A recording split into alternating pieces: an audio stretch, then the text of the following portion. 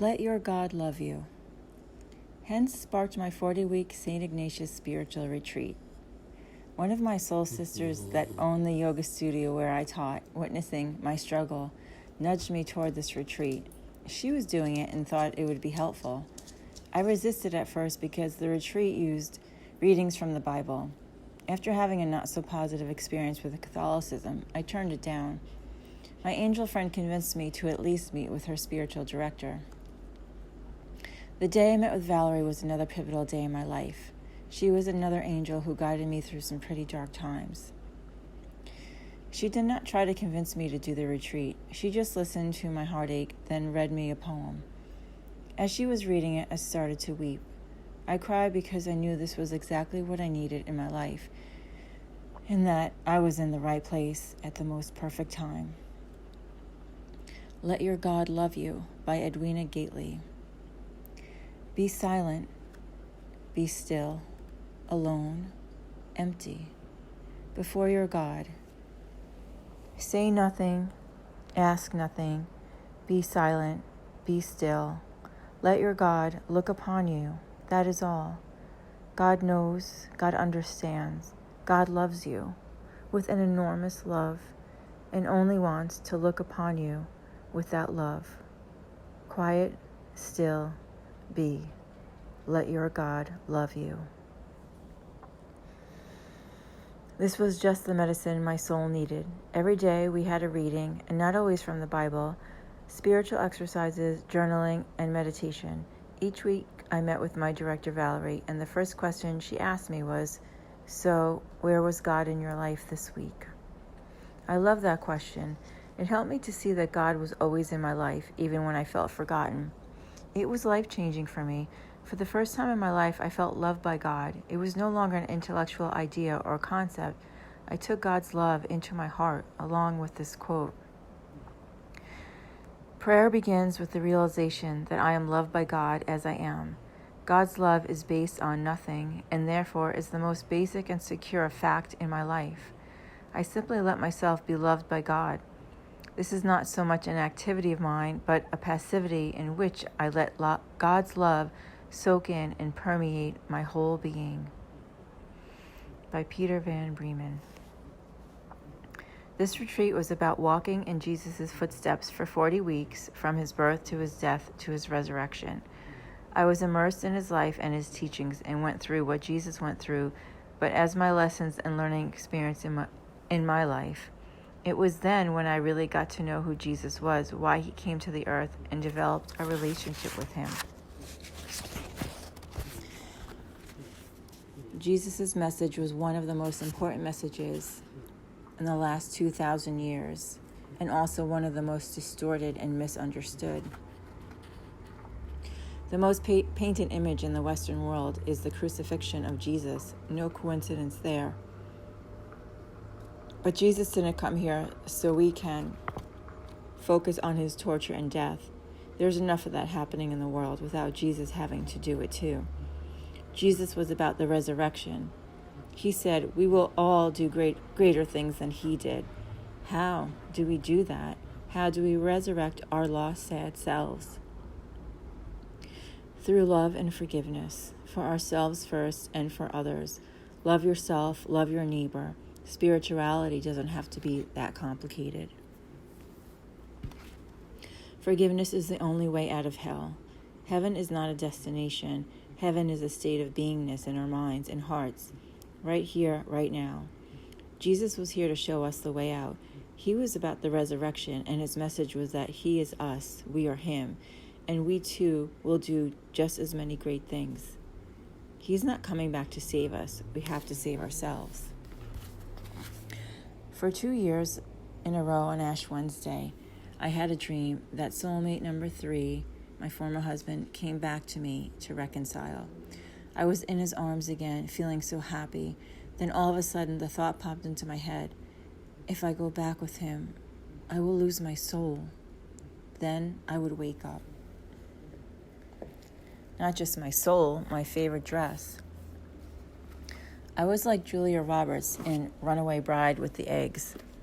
Her favorite eggs were whatever her fiancé's favorite eggs were. She never knew what she liked herself. My eggs were my clothes. I would morph my outfits into what my man liked and lose my style altogether. What I wore was a form of self-expression to me. It mattered. Soulmate number 3, being conservative Catholic, gave me a hard time with my attire. Most of my wardrobe was spandex and tight, form-fitting clothes since I was a yoga teacher and a personal trainer. It's what I lived in. I never thought anything of it. He, on the other hand, would have me prefer to wear a turtleneck in yoga class and a burqa, which he casually mentioned one day, that he thought it was cool that women wore burqas and that you can only see their eyes. After experiencing the wrath of his opinion about my outfit one day on the way to the supermarket in a cute athletic spandex dress I was sporting, I submitted. He unhappily argued, "You can see everything." I decided to receive and wear the new clothes he started buying me, following a complete overhaul of my closet, getting rid of anything that might spark an argument, which happened to be most of my wardrobe. I'm okay with downsizing and getting rid of clothes. It's something I actually enjoy, except when it's your favorite dress. My favorite dress was one of those dresses you will never find again. Unique, fun, colorful, comfortable, and danceable. It was sexy but classy, one of a kind, that not only fit me like a glove, both men and women fell in love with me when I wore it. I felt like the dress was me. It reflected my personality to a T. I dropped it off, in addition to a huge bag of all my other argument-provoking clothes, to the nearest donation center, which happened to be for veterans. They probably never got such a dazzling, colorful collection of clothing before. Whoever was lucky enough to find them, I'm sure, made their day. What I learned is losing ourselves in a relationship is a recipe for disaster. Of course, we want to please our partners because making them happy makes us happy. But where do we draw the line? I stopped going to drum circles and dancing because he didn't approve. That was one of the activities that brought me the most joy. Healthy boundaries was something I needed help with. I had to stop making my partner's needs paramount to mine and stop ignoring the red flags. It was my pattern, not surprising given my background, but I realized I needed to source my happiness from myself and God first before another person and be true to myself. Easier said than done. How do we give of ourselves so completely without losing ourselves entirely? I got a tattoo, of course. That's what everyone does, right? I got my first tattoo on the Good Friday after he left. I tatted my left ring finger with a band and married myself that day. It was my commitment to myself and God first. I swore to myself that I would never lose myself like that again. While it is natural for us to want to trust someone wholeheartedly, we also have to remember that they are wounded just like we are, and they have their own set of emotional baggage. Swim, Soulfire, swim. After my tattoo, I did something else spontaneously. I signed up for a really long open water swim across the Great South Bay in Long Island.